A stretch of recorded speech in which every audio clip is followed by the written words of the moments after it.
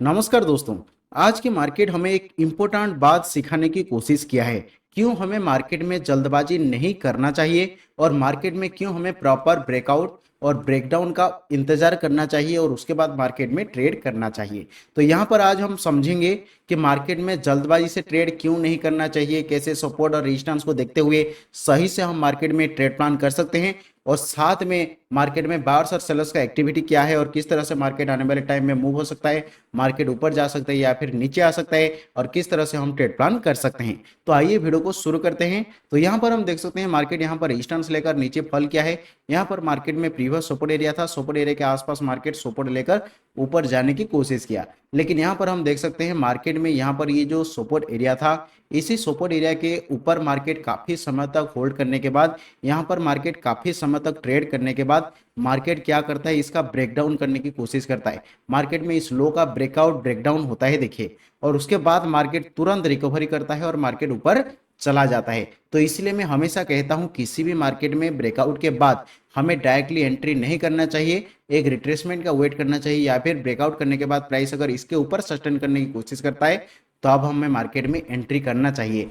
लेकिन यहाँ पर देखिए मार्केट में क्या हुआ, ब्रेकडाउन हुआ।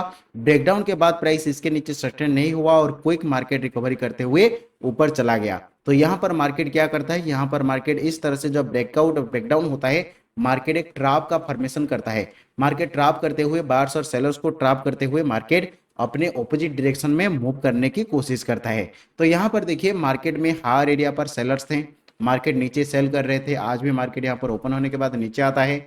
यहाँ पर भी मार्केट में पहले सेलर्स थे, मार्केट को पहले नीचे पुश किए हैं। तो सेलर का स्टॉप लॉस कहाँ हो सकता है, इस एरिया के ऊपर, या फिर यहाँ पर मार्केट का जो प्रीवियस रेजिस्टेंस एरिया था, यहाँ पर जितने लोगों ने सेलिंग किए होंगे उनका स्टॉप लॉस कहाँ हो सकता है, इस रेजिस्टेंस एरिया के ऊपर।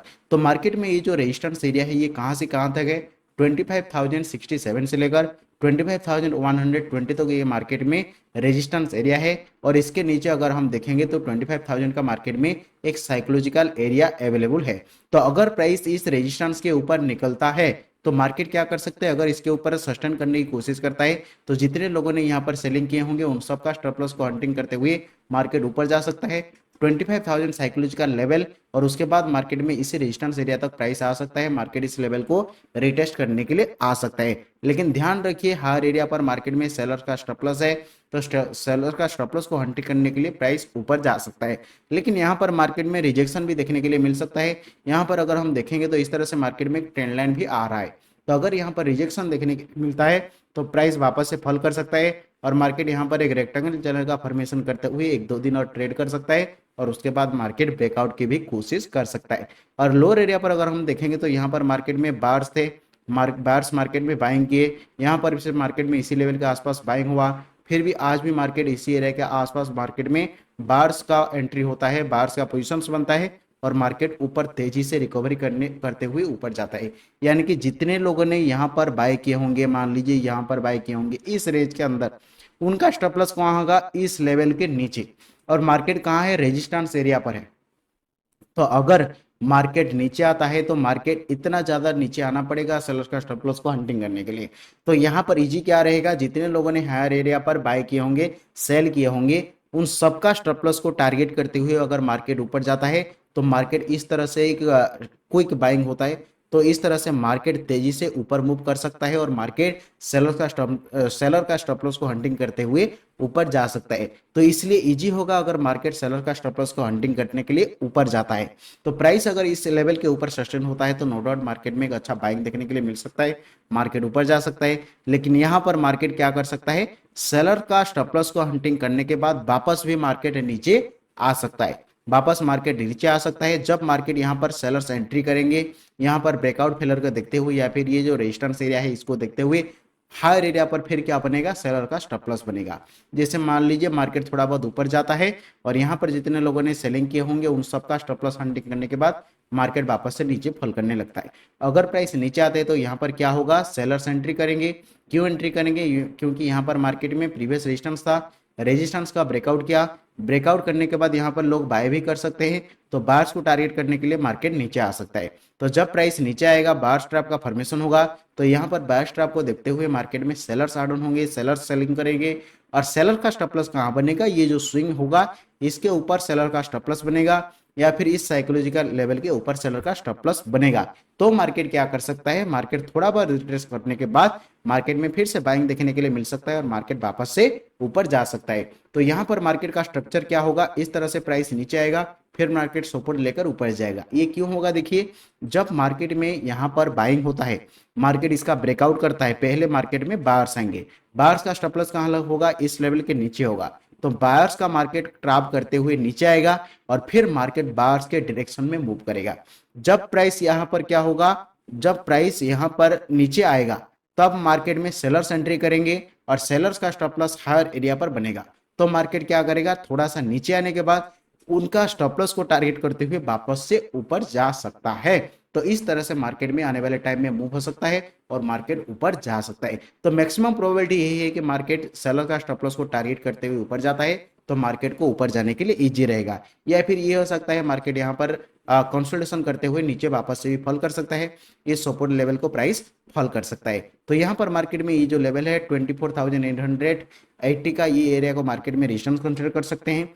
24,700 को मार्केट में एक छोटा सा सपोर्ट कंसिडर कर सकते हैं और इसके नीचे 24,500 साइकोलॉजिकल लेवल के आसपास 24,464 से लेकर 24,534 ये एरिया को मार्केट में सपोर्ट कंसिडर कर सकते हैं। अगर प्राइस ऊपर जाता है तो मार्केट में आने वाले टाइम में ये रेजिस्टेंस एरिया तक प्राइस आ सकता है, लेकिन प्राइस अगर नीचे आने की कोशिश करता है तो यहाँ पर भी सपोर्ट लेकर वापस से ऊपर जा सकता है, या फिर इस सपोर्ट का ब्रेकडाउन होता है तो आने वाले टाइम में 24,500 लेवल तक प्राइस फॉल कर सकता है। तो यहाँ पर हम मार्केट में किस तरह से ट्रेड प्लान कर सकते हैं, कल हम किस चीजों का ध्यान रख सकते हैं। अगर मार्केट फ्लैट ओपनिंग होते हुए ऊपर जाने की कोशिश करता है, मार्केट में ब्रेकआउट होता है, तो यहाँ पर प्राइस अगर इसके ऊपर सस्टेन करने की कोशिश करता है तब हम मार्केट में बाय से ट्रेड प्लान कर सकते हैं। देखिए डायरेक्टली अगर ऊपर जाता है तो कोई भी ट्रेड प्लान नहीं करेंगे, प्राइस अगर इसके ऊपर सस्टेन करने की कोशिश करता है तो हम मार्केट में बाय से ट्रेड प्लान कर सकते हैं।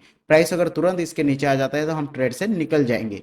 लेकिन देखिए ध्यान रखिए, अगर प्राइस ऊपर जाने के बाद नीचे आता है तो यहाँ पर कोई भी हम ट्रेड प्लान नहीं करेंगे, क्योंकि यहाँ पर थोड़ा सा रिट्रेसमेंट के बाद इसी एरिया के आसपास कहीं पर सपोर्ट लेकर वापस से भी प्राइस ऊपर जा सकता है, क्योंकि यहाँ पर हमने डिस्कस किया सेलर भी आ सकते हैं, तो उनका स्टॉप लॉस को टारगेट करते हुए प्राइस ऊपर जा सकता है। अगर इस तरह से प्राइस ऊपर जाता है तो यहाँ पर हम मार्केट में बाय से ट्रेड प्लान कर सकते हैं, 25,000 लेवल तक प्राइस आ सकता है। लेकिन मान लीजिए प्राइस अगर गैप अप ओपनिंग होता है तो गैप अप ओपनिंग होने के बाद थोड़ा बहुत प्राइस नीचे आ सकता है, इसी एरिया पर सपोर्ट लेकर वापस से ऊपर जा सकता है। तो यहाँ पर सपोर्ट लेकर ऊपर जाता है तो आप मार्केट में बाय से ट्रेड प्लान कर सकते हैं। लेकिन मान लीजिए मार्केट अगर गैप डाउन ओपनिंग होता है तो गैप डाउन ओपनिंग होने के बाद थोड़ा बहुत प्राइस नीचे भी आ सकता है और ऊपर भी आ सकता है। तो अगर प्राइस ऊपर जाने के बाद यहाँ पर रेजिस्टेंस लेकर नीचे आता है तो सेल से ट्रेड प्लान कर सकते हैं, और नीचे आने के बाद यहाँ पर सपोर्ट लेकर ऊपर जाता है तो अब हम मार्केट में बाय साइड ट्रेड प्लान कर सकते हैं। लेकिन मान लीजिए मार्केट अगर नीचे आकर इसका ब्रेकडाउन करता है तो ब्रेकडाउन के बाद एक रिट्रेसमेंट का वेट करेंगे, जैसे यहाँ पर मार्केट में रिट्रेसमेंट नहीं हुआ, मार्केट क्विक रिकवरी कर गया। तो यहाँ पर भी देखिए ब्रेकडाउन के बाद मार्केट क्विक रिकवरी, यहाँ पर ब्रेकडाउन के बाद मार्केट क्विक रिकवरी। तो यहाँ पर मार्केट में हम क्या करेंगे, मार्केट एक रिट्रेसमेंट के बाद मार्केट जब ब्रेकडाउन करेगा, ब्रेकडाउन के बाद एक छोटा सा पुल बैक या रिट्रेसमेंट के बाद जब प्राइस नीचे आने की कोशिश करेगा, ऐसी सपोर्ट एरिया से रिजेक्शन लेकर नीचे आएगा, तब हम मार्केट में सेल साइड ट्रेड प्लान कर सकते हैं, इसी सपोर्ट एरिया तक प्राइस आ सकता है। बैंक निफ्टी का चार्ट हम देखते हैं, बैंक निफ्टी में भी हम सेम सिनारियो बना है, प्राइस यहाँ पर ओपन होने के बाद मार्केट नीचे आता है, सेम एरिया पर यहाँ पर सपोर्ट लेकर वापस से ऊपर जाने की कोशिश किया है। तो यहाँ पर मार्केट में हम देख सकते हैं हायर एरिया पर यहाँ पर मार्केट में सेलर्स थे, नीचे प्राइस आया, यहाँ पर सेलर्स का पोजीशन हुआ, मार्केट नीचे आया, और यहाँ पर मार्केट में बायर्स का एंट्री हुआ, प्राइस ऊपर गया, यहाँ पर भी बायर्स आए ऊपर गया, और यहाँ पर भी मार्केट में बायर्स आए और प्राइस ऊपर गया। तो लोअर एरिया पर इसी एरिया के आसपास मार्केट में बायर्स एक्टिव हुए हैं और प्राइस को ऊपर पुश किए हैं, तो उनका स्टॉप लॉस कहाँ हो सकता है, ये जो 55,000 साइकोलॉजिकल लेवल है, इस लेवल के नीचे बायर्स का स्टॉप लॉस हो सकता है। और सेलर्स का स्टॉप लॉस कहाँ हो सकता है, जितने लोगों ने यहाँ पर सेलिंग किया होंगे इन जो 56,000 साइकोलॉजिकल लेवल के ऊपर, उनका स्टॉप लॉस हो सकता है, या फिर जितने लोगों ने यहाँ पर या फिर यहाँ पर सेलिंग किए होंगे थोड़ा ऊपर, उनका स्टॉप लॉस हो सकता है। तो मार्केट अगर ऊपर जाता है तो सेलर्स का स्टॉप लॉस को टारगेट करते हुए ऊपर जा सकता है, और मार्केट में इस तरह से एक अच्छा बाइंग फिर से देखने के लिए मिल सकता है। लेकिन प्राइस अगर नीचे आता है तो बहुत ज्यादा मार्केट नीचे आना पड़ेगा बायर्स का स्टॉप लॉस को टारगेट करते हुए, और बायर्स अभी मार्केट में सेफ हैं तो उनको डरने की कोई भी चांस नहीं। मार्केट तो अगर थोड़ा बहुत नीचे भी आता है तो वो लोग अपना पोजीशंस को होल्ड करेंगे, मार्केट में वो लोग पानी में कभी नहीं आएंगे और मार्केट से निकलने की कोशिश नहीं करेंगे जब तक प्राइस बहुत ज्यादा नीचे नहीं आ जाता है। तो बायर्स यहाँ पर नहीं डरेंगे, तो उसी हिसाब से एक अच्छा मूव अपसाइड देखने के लिए मिल सकता है। तो यहाँ पर मार्केट में हम कैसे ट्रेड प्लान कर सकते हैं, अगर मार्केट फ्लैट ओपनिंग होता है तो फ्लैट ओपनिंग होने के बाद अगर प्राइस ऊपर जाने की कोशिश करता है तो यहाँ पर हम मार्केट में बाय से ट्रेड प्लान कर सकते हैं। लेकिन ध्यान रखिए ओपनिंग होने के बाद ये जो मार्केट का रेजिस्टेंस एरिया है इसके ऊपर प्राइस सस्टेन करना चाहिए और सस्टेन करते हुए ऊपर जाना चाहिए, तब हम मार्केट में बाय से ट्रेड प्लान कर सकते हैं। लेकिन प्राइस अगर थोड़ा बहुत ऊपर जाने के बाद यहाँ पर रिजेक्शन लेकर नीचे आने की कोशिश करता है तो डायरेक्टली कोई भी ट्रेड प्लान नहीं करेंगे, क्योंकि यहाँ पर मार्केट मल्टीपल टाइम रिजेक्शन ले चुका है। तो यहाँ पर थोड़ा बहुत ऊपर जाने के बाद नीचे आता है तो वेट करेंगे, क्योंकि यहाँ पर प्राइस सपोर्ट लेकर वापस से ऊपर जाने के भी चांसेस है।